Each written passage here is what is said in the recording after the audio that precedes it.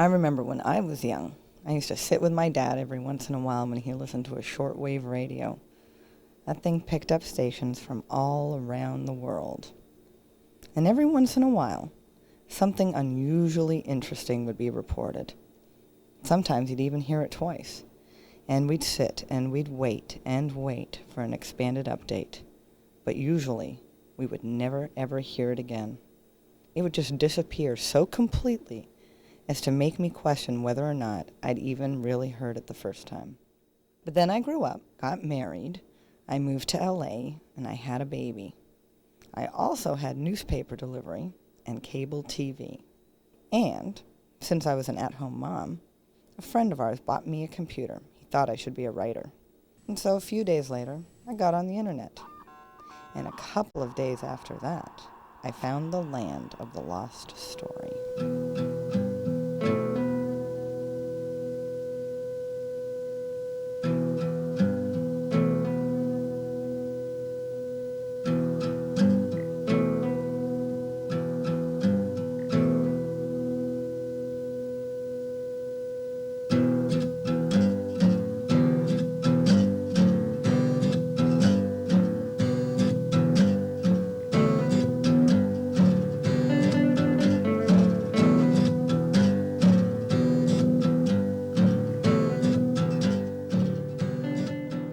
I also found the other side, the reverse angle, the rumors and innuendo. I found, it seemed, the exact opposite of everything else I was hearing, everything that my husband believed, and that I had almost stopped to question. Who were these people, these writers and photographers, chroniclers and commentators, keepers of conspiracies and debunkers of conventional beliefs? Were they just paranoids? People with too much time and willing keyboards? Were they really destructive liars, faceless members of some vast right-wing conspiracy? That's what my husband believed. And that's what I'd been told to believe. But hey, when the year is 1999 and you have a child to raise and you value the truth, well, sometimes some things are actually worth investigating.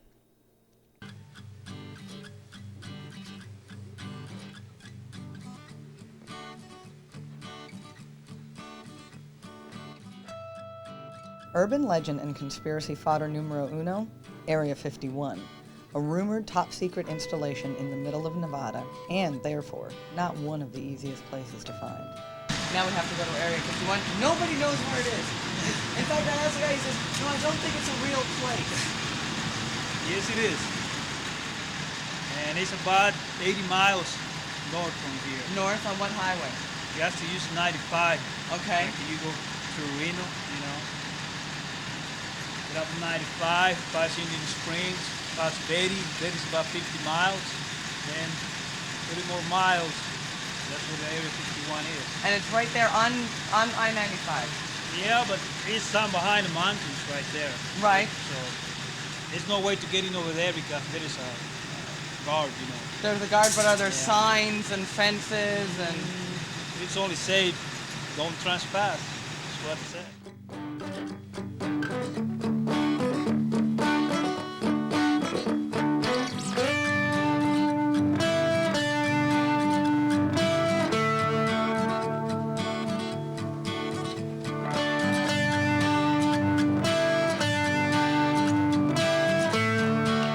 Describe a curiosity about the base. Well, I grew up in the Highland Park district of Los Angeles, which is about 4 or 5 miles from what is now Hollywood Burbank Airport. It used to be Lockheed, and that used to be their Skunk Works plant back then, and that's where they were building their state-of-the-art aircraft that were being tested over here. So that's where I heard about this general region, not anything real specific other than there was a place called Groom Lake out here, and it was a hellhole for the workers because there was nothing to do and it was hot, but they were testing aircraft, and I've always been interested in aircraft, so I've always been fascinated. Plus the fact that they deny that it's here adds to the mystery. So Now they still don't deny it's here. They still officially deny that it's here. A little over 2 years ago, they went to the trouble of planning a story that although it's never officially been here, It's been closed down and moved from here now. In the June 1997 issue by Jim Wilson, the science editor of Popular Mechanics. He came out here in January of that year late. I spoke with him here at the end. And, he said that I have a source at the Pentagon that's told me that everything has been moved. And I informed him that that was incorrect because I'd been keeping track of activities. And he told me where he was going to go, and I said, well, if you want to go out there, go ahead. That has really nothing to do with Area 51. It's a bombing range boundary. It's about 8 miles from where you want to be. But I don't want to discourage you, go ahead. But take this little side trip, and I gave him specific times and things that he'd see. And I assumed that he'd do that. He actually used a couple of my photos in his article, which we'd agreed to before he left, but then he contacted me later. And then he sends me an advance copy of the magazine along with the check and my photos back. And he'd ignored everything I told him. He hadn't checked it out. He wrote it like, there's no guards around, none of this is there, it's all been moved. And if he'd have been standing in the middle of the road at about 3:40 by the boundary, he would have been run over by the worker bus. You don't get to be a science editor without checking out things that you're told, especially when somebody makes it that simple for Right. you. But I was told that he'd published something that he might have gotten into trouble with over national security on another matter, and basically they held that over his head, threatened prosecution, Right. and said, we want you to run this story. And so they gave him the story they wanted it, and he did it under his byline.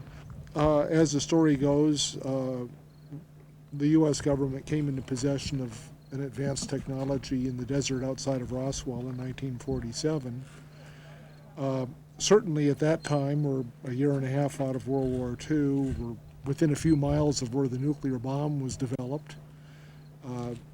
Certainly there would be a national security issue because they wouldn't know how to treat this, and they treat it as a potential enemy initially, and then there'd be a good reason for secrecy. We don't know what happened, but we know something happened.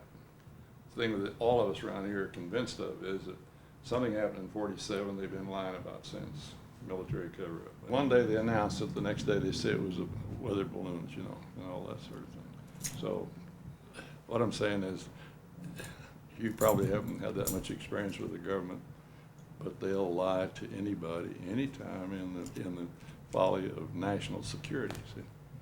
See, oh, it's national security, bang, bang, we don't want you to see.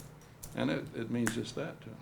Over 50 years has transpired now, and we're not much closer. And for a while there was a legitimate need to keep things secret, and then I think they're doing everybody a disservice, and maybe doing themselves a disservice by keeping everything secret to this day. This much time has passed. If these things presented some hostile front to us, I don't imagine we'd be here having this conversation after all that time.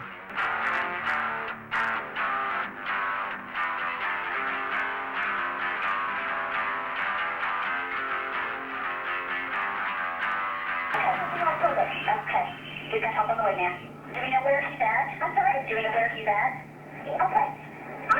He's up here. He's right outside of here. He's outside? He's outside of the hall. Outside of a hall? Outside of the hall. Okay. He's got the kid there. Can I tell you? You can just wait on the fly without sound lock. Is there any way you can lock the doors? Focus for the engine out there. I'm going to go. Helicopter, shots fired at Columbine High School, 16201 South Pierce. Possibly at the south lower line towards 60. No other 1999 event served to separate the mainstream media from the independent press quite like the April 20th horror, which took place in Littleton, Colorado. He talked to me all the time. He was nice to me, so was there. They were both really nice. So what happened? They just had something wrong. Well, I think it's ridiculous that everyone's trying to blame it on the video games like Doom and everything else the kids are playing. You act on your own judgments. That's not right. They're well within age. But I mean, There's you can millions still be influenced by video games. Anything that you see in life is very influential. These two young men, first of all, were certainly influenced by video games and such of a horrible, bloody, fiendish nature. But there's millions of kids in the United States that play those games, and the fact that they blame the game for two kids doing something stupid out of millions. We have a culture in which the music and the music, the entertainment, the film industry, television. I'm not trying to lay it all off on them. It sounds like more of the breast beating and hair pulling, which I can't do too well. But there is a, what would you call it? We have glorified gore. TV, television, Channel 2 News, Channel 13 News, police, cops, everything that's on TV. It all has violence. It all has violence. We have glorified the angry young man and angry young woman to the point where everybody wants to be the angry young man and angry young woman. When they had a guy on Channel 9 News, he had called the cops before, said this guy's been threatening to kill me, and the cops didn't really follow through with it. The cops, I think they could have done a lot more. They could have prevented it totally. They were brought to psychiatrists. They were given mind-controlled drugs. He was My building parents the know pipe bombs in his everything garage. that I have in my house. They know everything that's in my room. They know what I do. They're supposed to do that. He had the blueprints on the wall and everything. I mean, the cops could have easily, one time, got in there and seen the blueprints for the bombs. And smart enough to say, this kid's making bombs here. Find the bombs and they could prevent it if they'd have actually taken some of it seriously. Now, I think it's not outrageous to ask, how could these two young men have planted 32 bombs in that school all by themselves? Everyone believes that they totally acted alone. No, It was just the two not of at all. them. Not at all. Not at all, because I mean, there was a lot of stuff that was said. How are they going to carry those many propane Thank bombs God. into the school? How are they going to do all that? I mean, You have to have more than two people to plan all this stuff and to get all the weapons and stuff they had. Well, they and they steal backpacks and plant bombs in other students' backpacks, and they go to pick them up or go running. Their backpack would explode. Why is it that a teacher was allowed over hours to bleed to death with the exact knowledge? They had the authorities on the phone. They said, come save him. He's here in this room. He's bleeding to death. Is that not what police are paid to do? I was in the Air Force for 20 years, over 20 years. And I was told there may come a time when you will have to go places and do things and perhaps sacrifice your life. And you will do it. And if you're not willing to do it, get out. You get out of uniform. These people were law enforcement officers. They're also trained. They're trained with SWAT teams. What have we spent millions of dollars for our law enforcement to do? Go in and protect the innocent, the vulnerable. They should have gone in the building.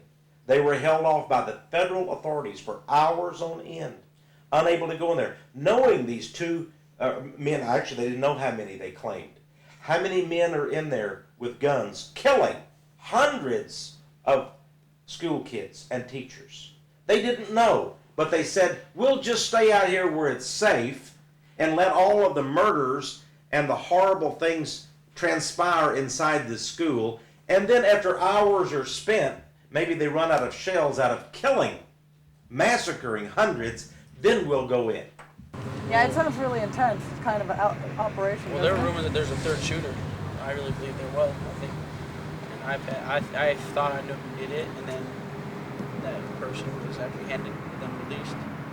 An FBI psychologist was assigned to Littleton, Colorado, beginning about 2 years before this incident.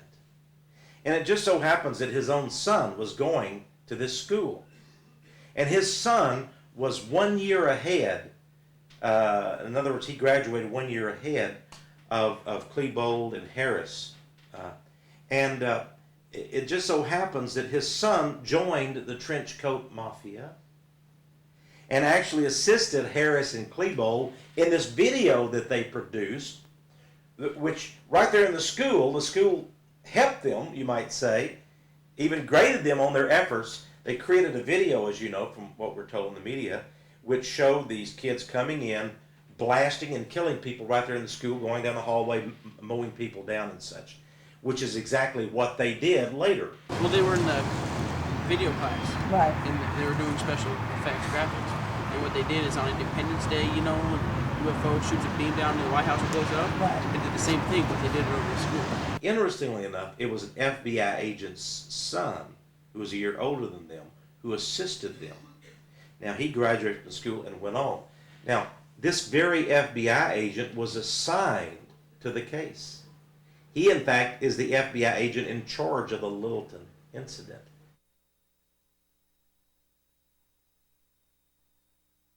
I had no idea who would do this before. Obviously, you can't tell who would do it. I know a lot of people. I didn't count one person that I thought would do it. Right. And it ended up being someone I knew that I thought would do it. You can't tell. Anyone here in your group see the shooter? I did. We did. We heard big gunshots, and I said it was gunshots, and Heather was like, no, it wasn't, and then she got up, and then I got up, and we walked over there, we saw two guys with guns. We saw a really tall guy in a black trench coat, and then we saw two girls on the ground. She was on the ground, she had blood all over her, and then another girl tried to help her, and then after that we just went.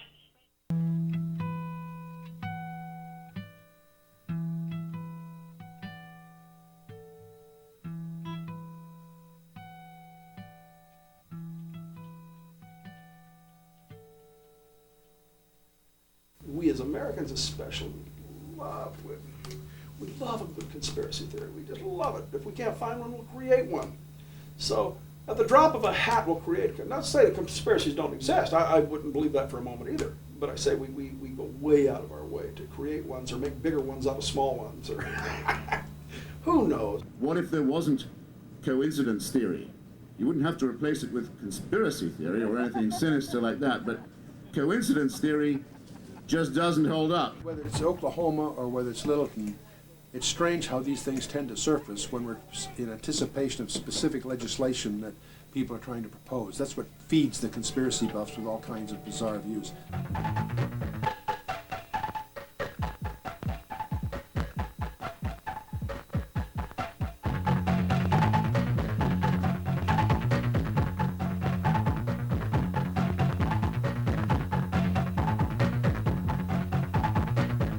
Now, a lot of people say that the National Guard has replaced what was the militia.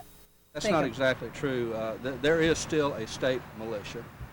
They're a fairly well organized organization. We don't have any specific ties to them. But I think, again, the public gets confused when they think of the militia that they see in Oklahoma and Ohio and some of these other areas, and the militia when it's discussed in North Carolina. Because like I said, we've got a very well organized militia, and in fact a couple of the leaders I've known personally, and are ex-military personnel and are in it for the good of mankind. The whole gun ownership thing is a much more complex question, and it's tragic that these interests prey upon the naivete of the American people to use the incidents like Littleton to promote that.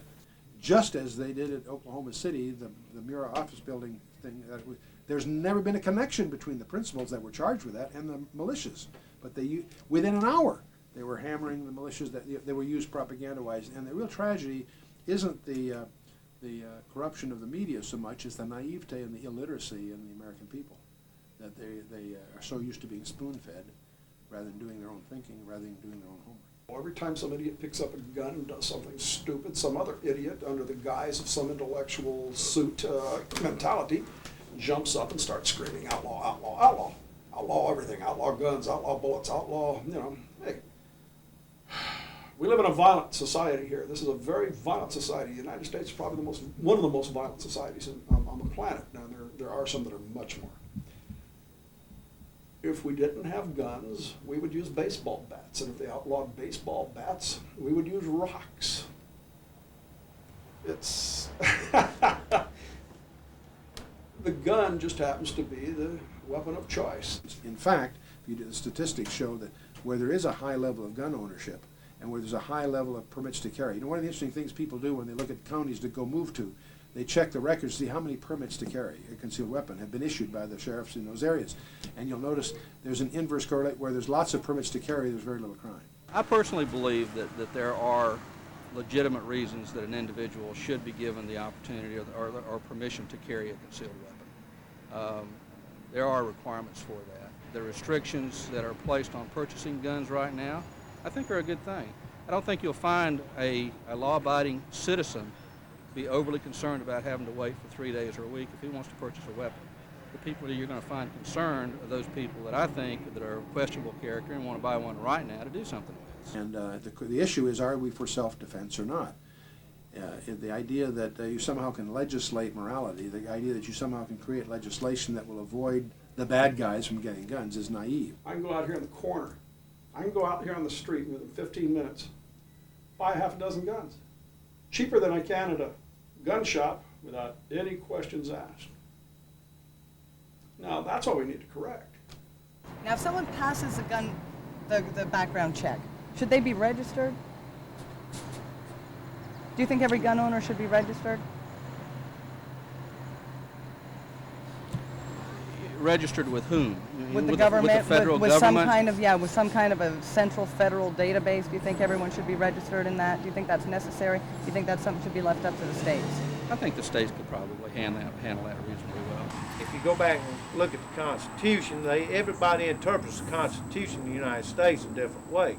They're trying to impose gun control on us. They want to take our weapons away from the private citizens because they say, you know, gun control, gun control.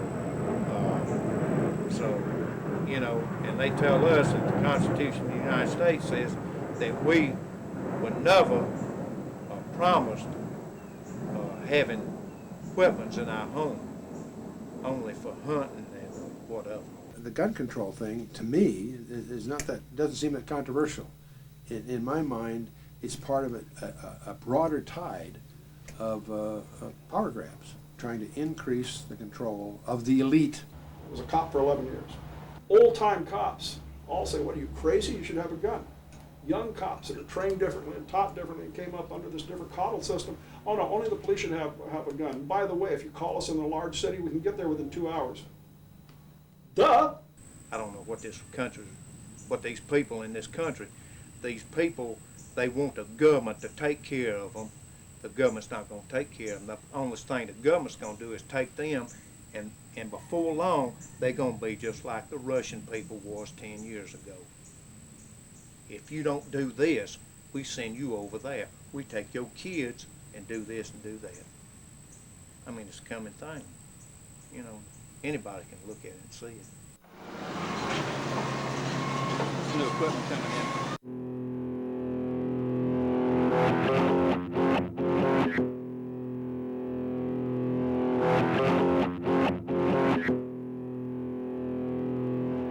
As far as governments are concerned, government's big business. It's probably the biggest business when you get right down to it. Government is big business, so expect it to react like business. It will take care of itself before it'll take care of you. Government will feed itself before it feeds you. Yeah, a lot of people, senators or whatever, they make a career out of the government, and we pay, the American people pay for their livelihood. Free Republic, a conservative online forum, and Judicial Watch, an independent public interest organization, they were joining together on July 24th at a rally in the nation's capital.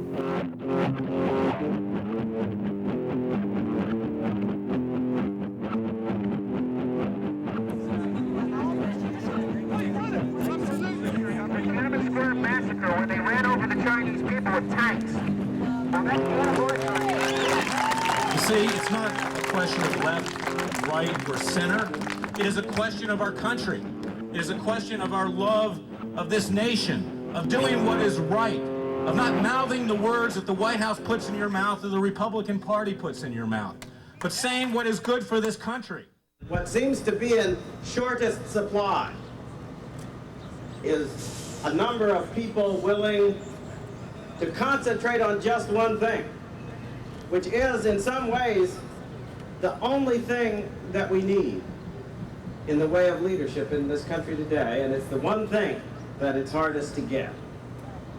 People who are willing, regardless of the cost and consequences, simply to concentrate upon seeking and finding and telling the truth to the American people. And now we have an administration that is proud to say it substitutes deniability for accountability and considers that to be clever, and has replaced the word truthfulness with the word credible, where credible now is the chance you have of getting away with a reiterated, planned and configured damn lie. We have politicians who are more interested in manipulation than they are in service, who have as their main goal making sure they get and keep their positions of power. and who are therefore every day simply trying to figure out, what do I have to say to these folks to get them to keep voting? It doesn't matter if it's the truth. Doesn't matter if it reflects what is on their minds and hearts. Doesn't matter if it is good for this country. They will tell whatever lies they have to tell. They might occasionally even tell the truth if it'll serve their purposes. But probably not. Because after all, if you tell the truth, it binds you thereafter. If you tell a lie, you can always tell another one the day after. But what are the consequences of this era of lies? Points are awarded and credit is given by my profession to its undying shame every day to those who pass that test of credibility. How plausible are they when they lie? How electable does it make them? And then adding, how much money have they got? And have degraded us below the level of a banana republic by making the lie and the war chest the only test for a public official in these United States. It's understood by most people who are prominent celebrities that the media is you can't trust them, and it's managed. The amazing thing to me is as you switch channels at night, say the 4 or 5 major networks, you get the same 5 or 6 stories from the same viewpoint on all the channels. You used to think, gee, it'd be competitive, that each one would try to scoop the other, but that's naive. That they're the news in this country is very well managed. I had opportunity years ago to have lunch with Otto von Habsburg, whose father ruled Europe until the end of the Austrian-Hungarian Empire, and he's a member of the European Parliament. But at that luncheon that we were at, a group of us were meeting with him, he made 2 remarks to us that were very provocative at the time to me. He made one remark, echoed in my ear. He says, "The ignorance in America is overwhelming." Now, I knew what he meant about that one because I was always startled when I went to my London office in those days. I was amazed at how the local staff knew all about the elections in California, more than I did. They really follow current events. It seems as if the #1 hobby in Europe is current events worldwide, not just in Europe. And it used to embarrass me because I myself wasn't that well informed about some of our local issues. So I knew what he meant, that Americans, all they care about is what were the ball scores last week and not what's really going on in the world.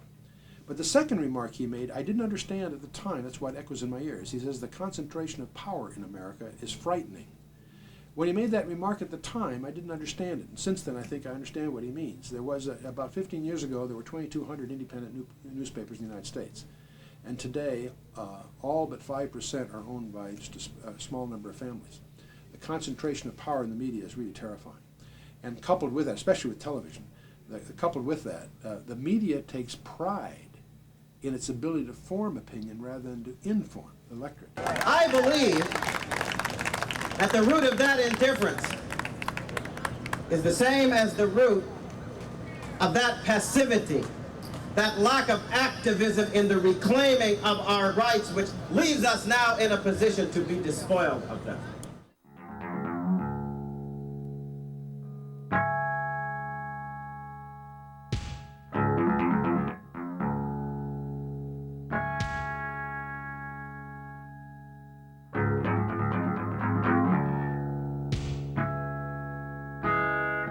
New York City.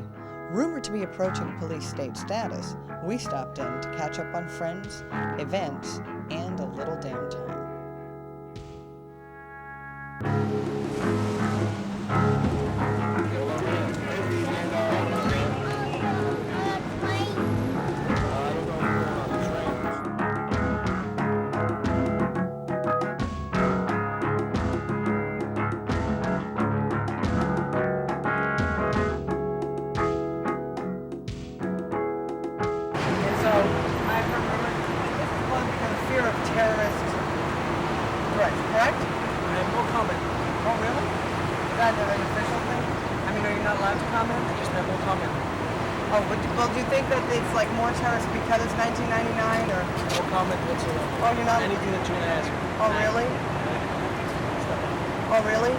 Okay, well, thank you very much then. Did you get bored here? No comment. Can you answer any questions? Are you on City Hall duty also? Yes. Oh. So you can't answer any questions? Oh, no. Okay, so here we are in front of City Hall, where, as you can see behind me, there's all sorts of yellow and orange tape, and we can't go up, we can't go in. But anyway, nobody's talking. And, as usual, New Yorkers don't really seem to care. Gosh, what is it? Do you live here in New York City, sir? I do. And I would like to know, how do you feel feel about the fact that you cannot walk up the steps of City Hall? I take it in stride. I think it's, part of all the construction that's going on. But they had this shut down before for terrorists, remember? That's why they initially put it up. And then what do you think about this? Well, I think it's pretty ugly looking, but I think eventually maybe it'll look attractive. But in the meantime, it's a real eyesore, considering that this is the height of the tourist season. So aesthetically is what displeases you the most? Right. Because you were probably going to go up there anyway. I mean, I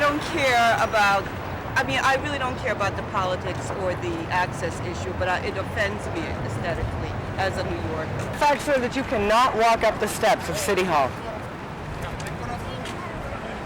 Well, they did this barricade because of fear of terrorists. Right. Because of what happened with the World Trade, they felt that terrorists could walk in, plant a bomb in there. Just a scheme by the Giuliani administration to keep protesters and people that don't agree with them away. I find it mildly interesting that you can't walk up these steps into this building any longer. I think it's disgraceful. Do you? Absolutely. And it's typical Rudy Giuliani. I think it's Fort Giuliani, isn't it? You can't get in there. No, I can't. And they also cannot answer any questions. Well, why should they answer any questions? You know the answer anyway. You're a member of the public. Why should you know? I know. Police department, you understand, we're in a police state right now. I don't have much stock in government, so I'm an anarchist. I feel like, you understand, the cops, you understand, are doing things beyond the cause of duty that they shouldn't have to do, you understand, to keep you from having a good time in this city. This city is not New York no more. And it never will be New York no more with this government that we got running it right now. I'm distrustful. I'm not a paranoid person. I don't believe in conspiracies, but I think everything is a huge smokescreen. And I'm totally skeptical about anything that comes out in the media. I don't think there's any difference really in any of the political parties. We have a greater slavery going on now than we've ever had in the South. Something I've fought hard for, worked hard for to get out of a different situation in the South. All of a sudden, you understand, here's 1999, we're in the same situation we did, you understand, in the 1960s. And I think that we need to stick together. You know what I'm saying? Stick together, work together and live in happiness and harmony instead of killing each other and fighting each other all the time. Are we angry? Why should we be angry? We're making $10 million a fucking year playing basketball. We're making $13 million playing baseball. Why should we be angry? Us as black people, be able to work together is not really working out. With thousands of years of wisdom, well, they say in the I Ching, corruption starts in the head of a rotting fish. White man don't run this country more. The white man have lost his throne. He don't run this country no more. He got other race of people running this country. He sells this country. It's like Machiavelli's book, Prince. I think governments scramble people so badly and exhaust them that the average citizen, taken in New York City, they're so distressed just working or trying to put food on the table. They have no time to communicate with each other. We getting weaker and weaker every day. No, not by nobody else destroying us, but by us destroying ourselves.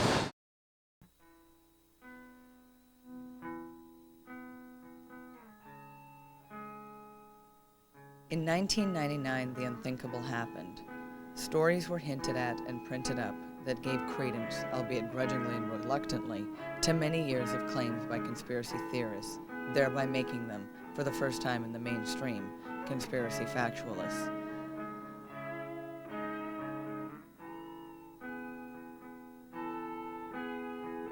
We didn't know how much would eventually come out this year.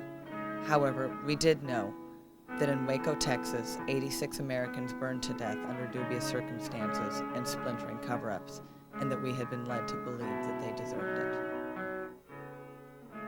These are David Crush's underground rooms. He was telling the people a year in advance the government would come and kill him, and he was building underground as fast as he could. There's remaining foundation in this area. At the front of the remaining foundation is an underground room that was under the building itself. It took us 4 years to find the escape tunnels coming out of that room because there was a deliberate effort to conceal them, I think. The doorways to the tunnels were cemented shut and the room was lined with plywood like there weren't any doorways. Yeah, the 75 men around our building and they're shooting at us at Mount Carmel. Mount Carmel? Yeah, tell them they're children and women.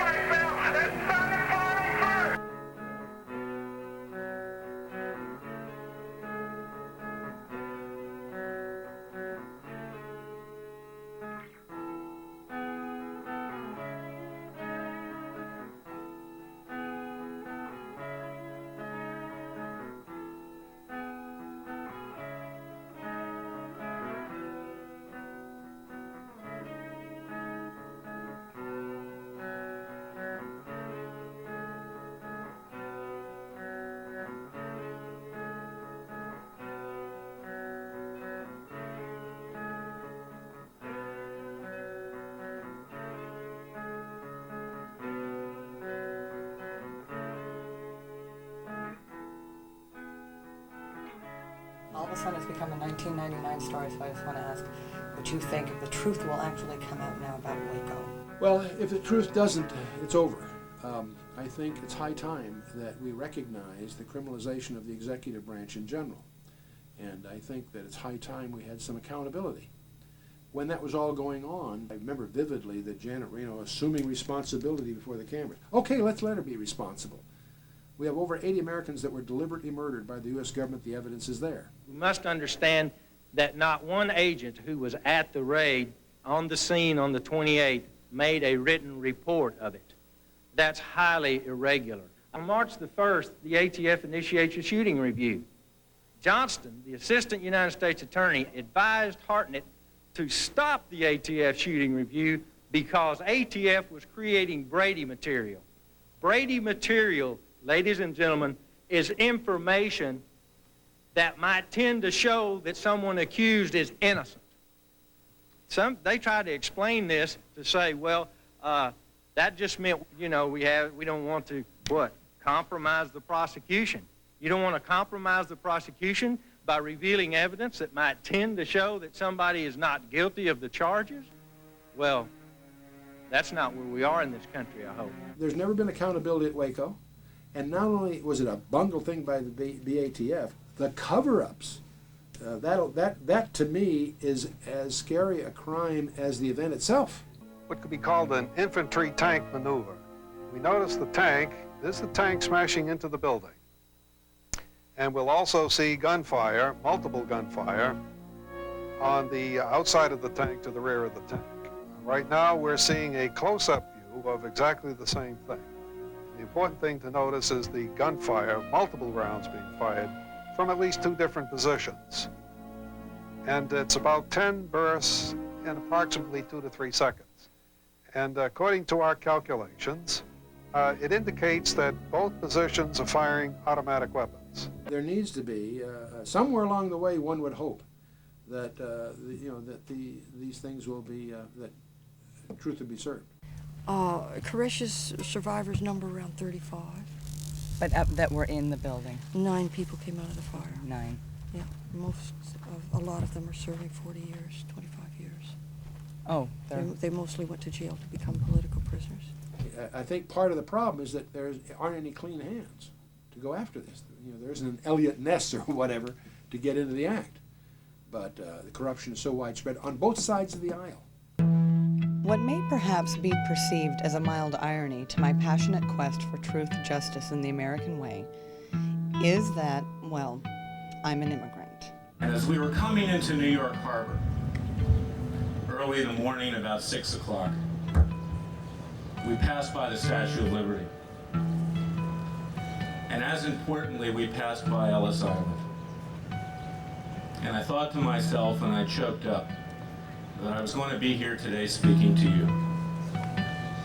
Because we are all the descendants of immigrants from Europe and the rest of the world.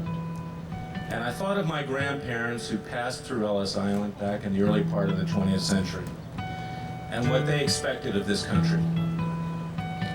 People who fled the communist regime in Russia, tyranny in Poland, Lithuania, Latvia. All right, obviously, being Canadian, I didn't come here escaping persecution. Partly because I'm an immigrant to these shores, as perhaps some of you can tell, I'm not native, that I have a sense of a desecration. Sometimes immigrants are more reverent about the old country than those who were lucky enough to be born here and to take a constitution and a Bill of Rights as their birthright, which I was not. To me, truth by its definition is narrow. Is it really out there? Is it knowable to the common man? And in the end, is it worth whatever the accompanying costs to seek it out?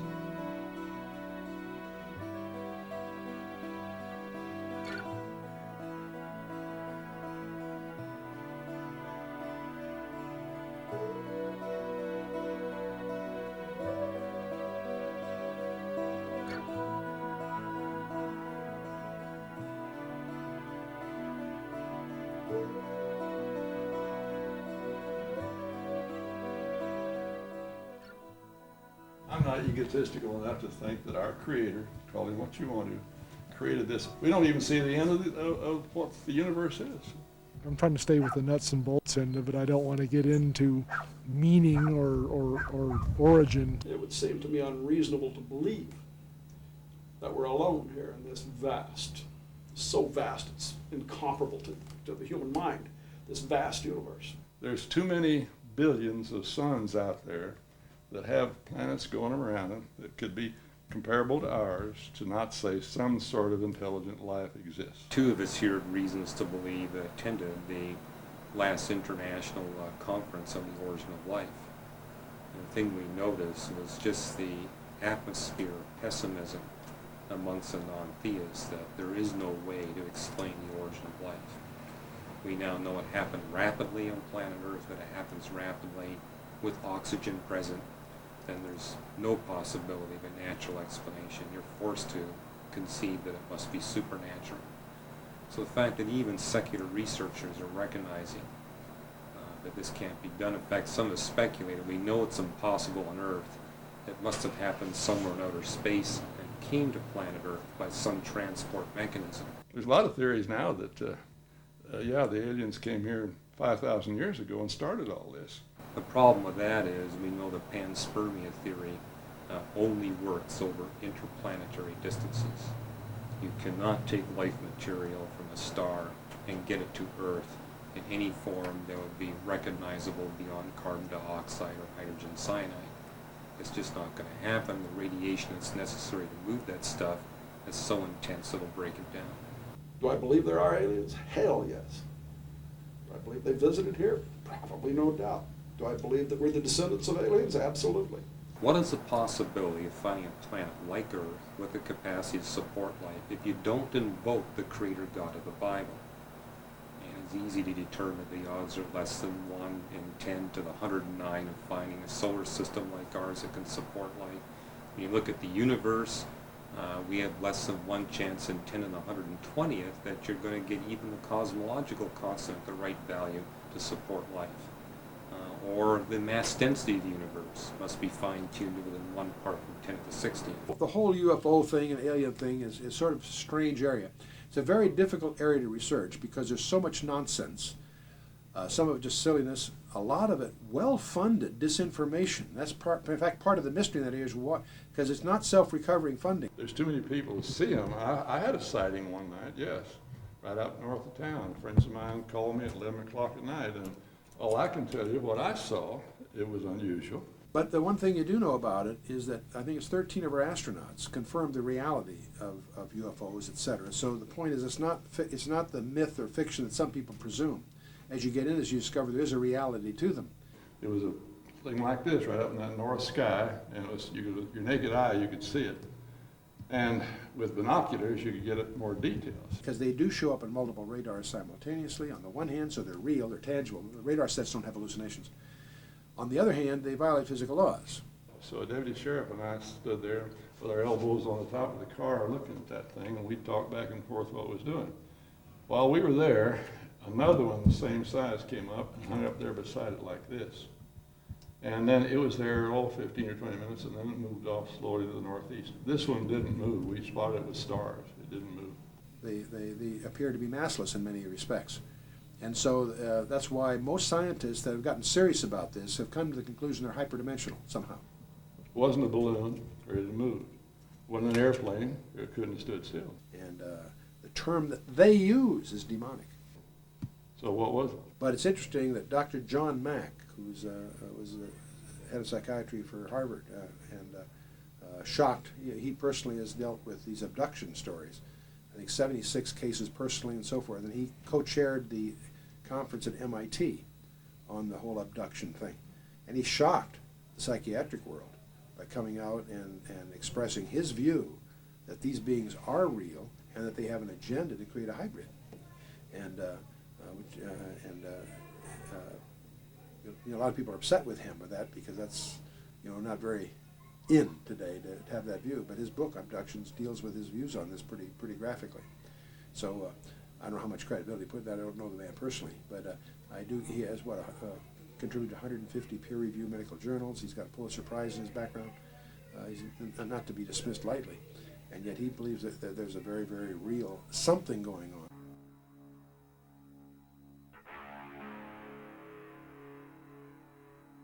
What do you think about aliens? I don't think there are any.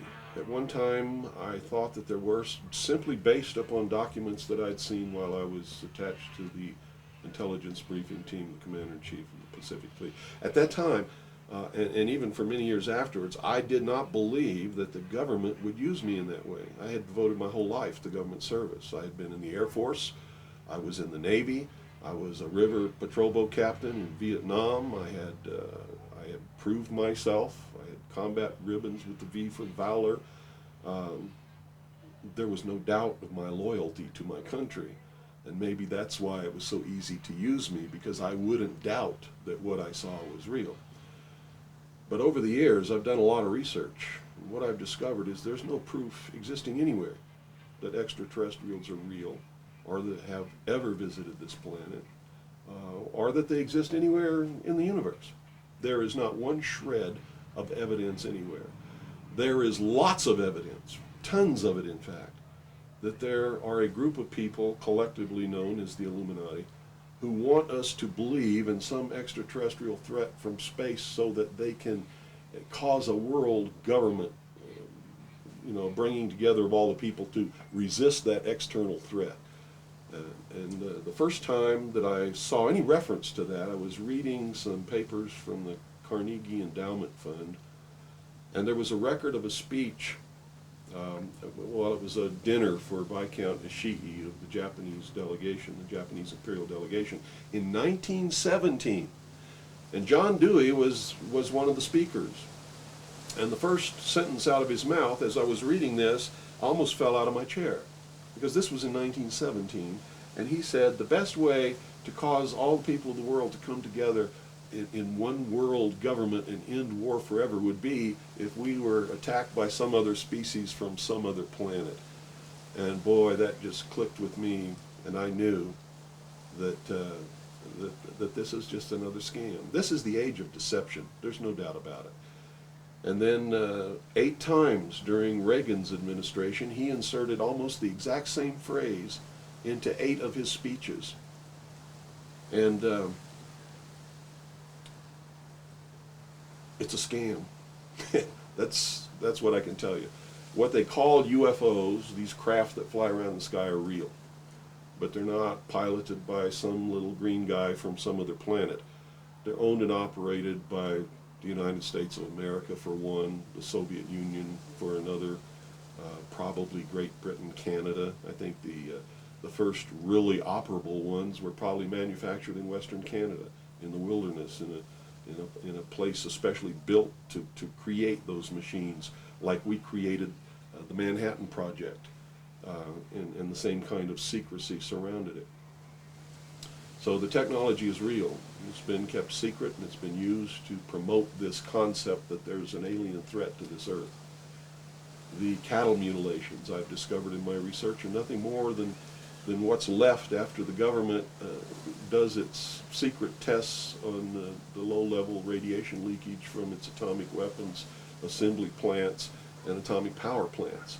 It's a low-level radiation monitoring project.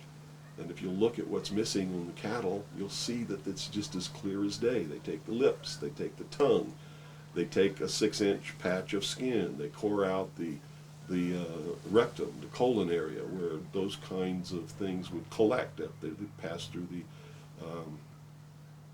the digestive system. On female cows, they take the udder to check for low-level radiation in the milk. This is being passed to the calves, and these are all grazing animals that graze on the grass where the radiation falls when it falls from the air, and it's just an incredible deception.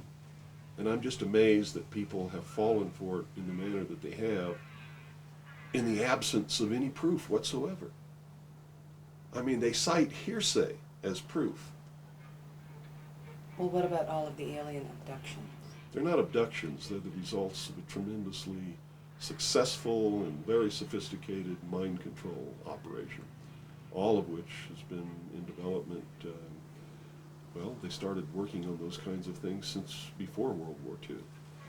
But they have perfected them. On my website, I have a patent of a machine that can read your brain waves, can recombine them in a computer and send them back to you and make you think things happened that never happened. I mean, you can't get a patent for something like that unless it really works. You have to prove it to the patent office. It works. A patent was issued.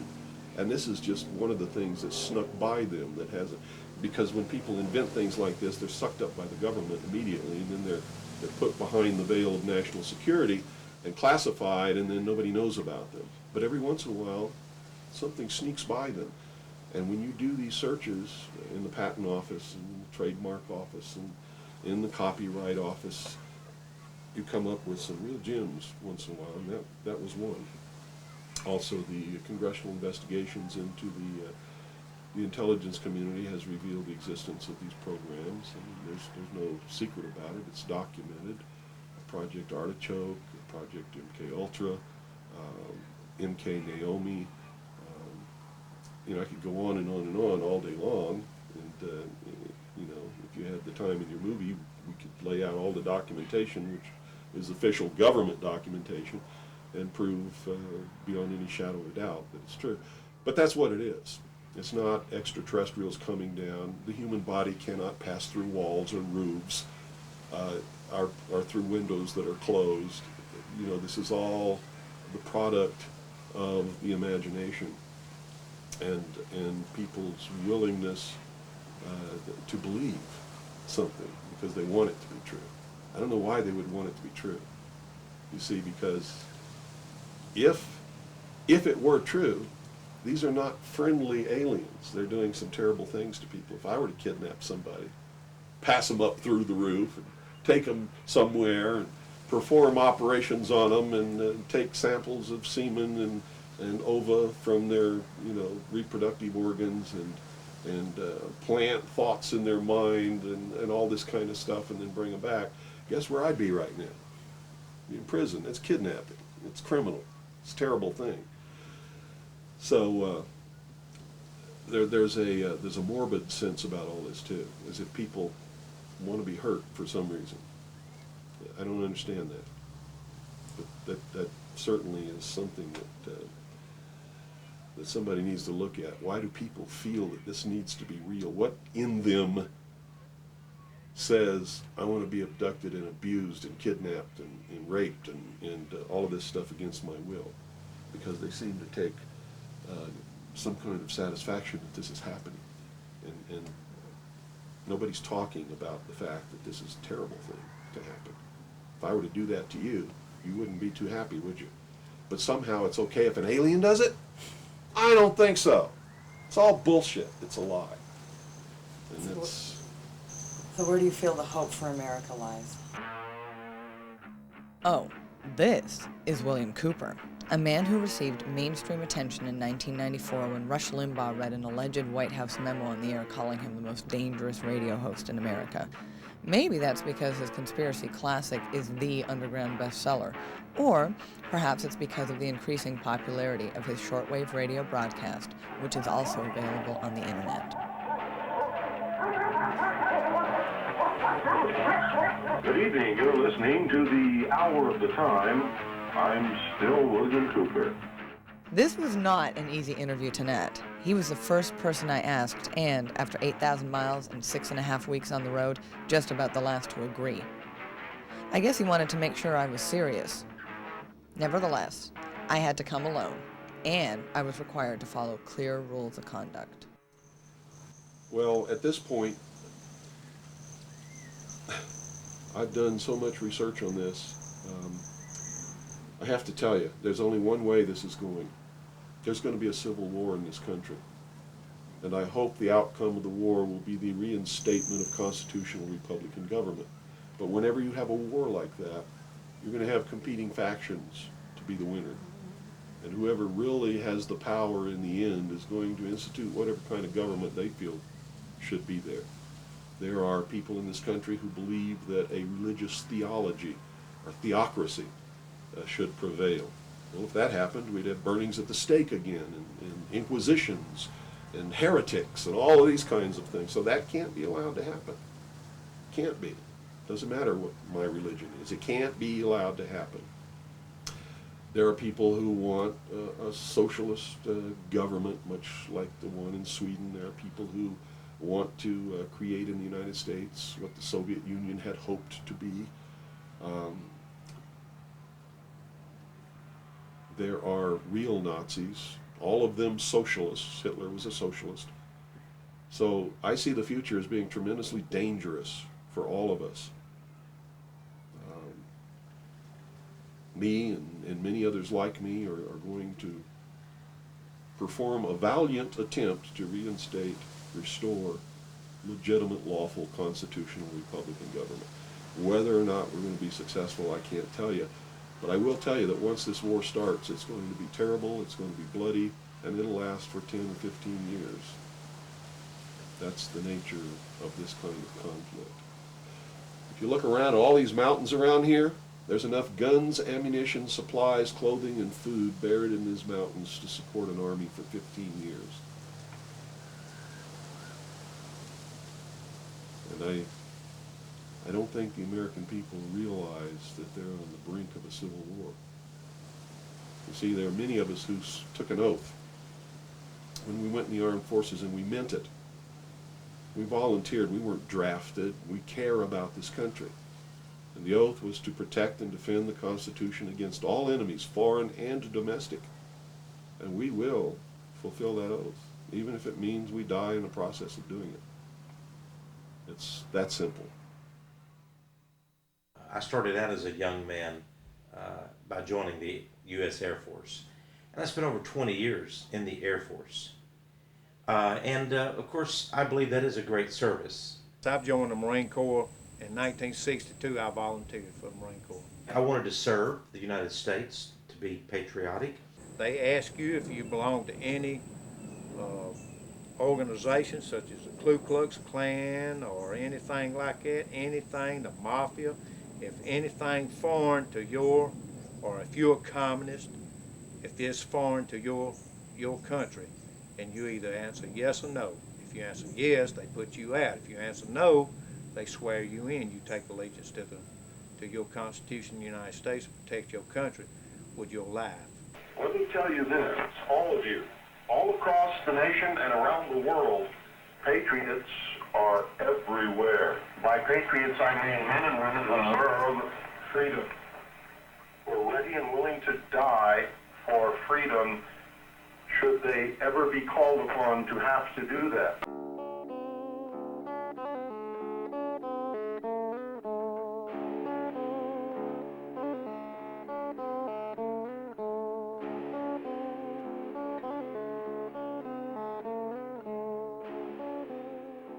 What do you think about Y2K? Just another Happy New Year. It's a random number picked by man. Hey, ask a Jew. It's not the Y2K. The majority of the people on this planet are running on calendars that aren't anywhere near the year 2000. Chinese, Hebrews, so we're kind of the exception. Well, we passed the 999 test yesterday, not one ripple.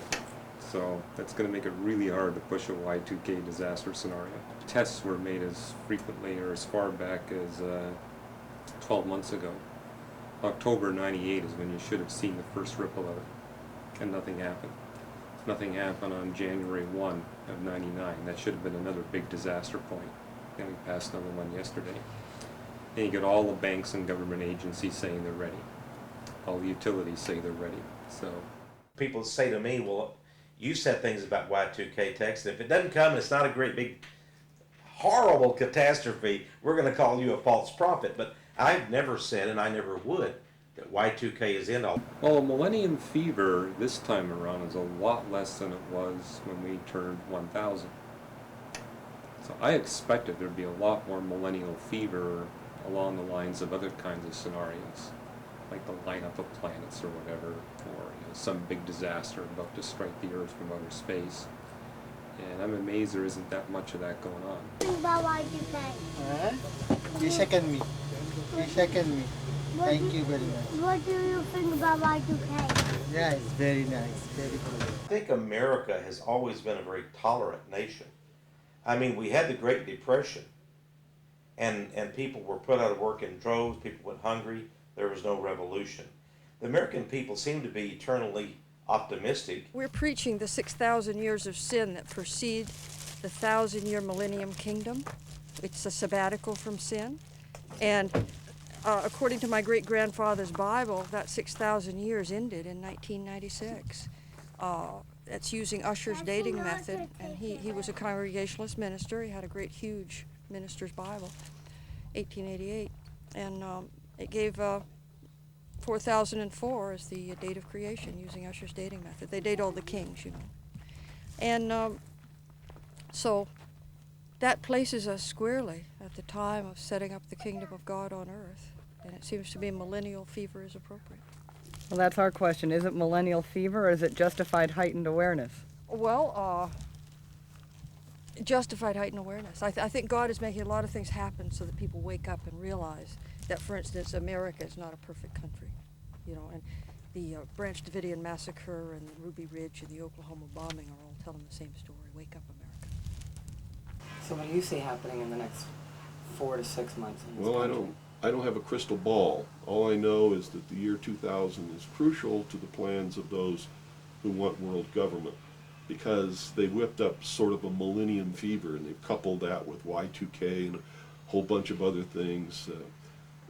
Real religious people who think that this is the end of the world and Jesus is coming or somebody's coming imminently. And so there's this fever that's whipped up. I mean, everybody seems to be on the edge of some kind of hysteria, but it's all in their mind. If you look around, you see the world hasn't changed. It's not coming to an end. This hasn't been brought about by the hand of God. It's been brought about by the deceptions of man. And the quicker people realize that and try and find out who is causing these things to whip up this hysteria, the better off they're going to be. Hi, this is Isaac Hayes. I want to see you around for the next millennium, and I don't want you to get the shaft. So, fasten your seatbelt for safety. Dad, I need my seatbelt on.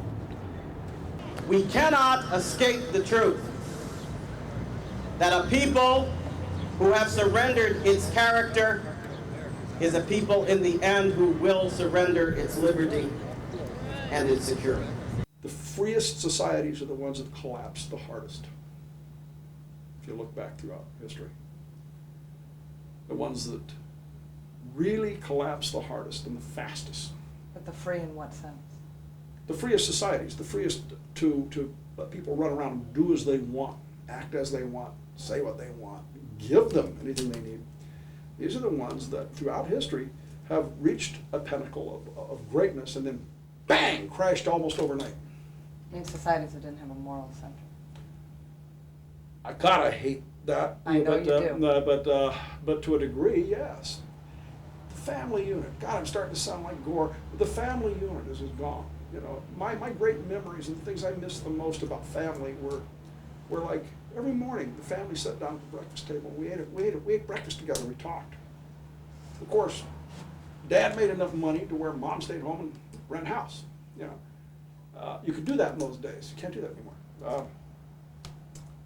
Lunch, of course, was a different story. But evening time, it wasn't formal, but it was, by today's standards, probably a formal meal. You know, the china was laid out on the table. Everybody had their place and set. Meal was served. And you don't see that anymore. I think the greatest spot was the dinner table for a family. That's where families were formed. That's where the learning occurred. That's where the social structure developed. That's where the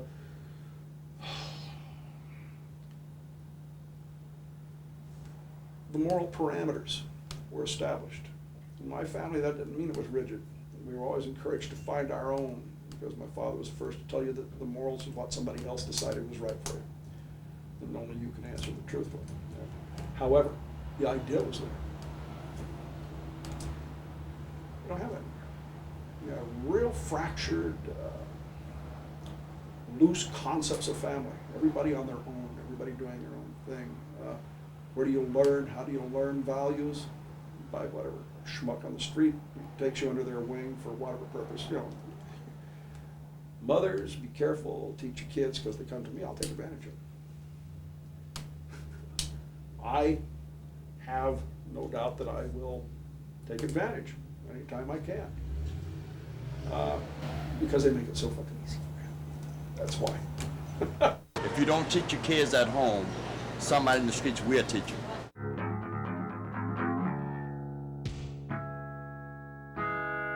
I think that we are very much in the position of those ancient cities and republics that waxed fat and soft until they were finally destroyed by barbarian enemies. We will not sustain our liberty if we do not sustain the character that makes us free. I can remember when I was in school, and almost every 4th of July we had to write a little essay, what it means to be an American. And it was a boring thing, it was predictable, we had to go through that silly exercise, go through it because it seemed so obvious. I don't think there's probably one person in 20 that I know that could tell me in writing what it does mean to be an American. What's unique about it being American? It's not a democracy, we're not the first or the last.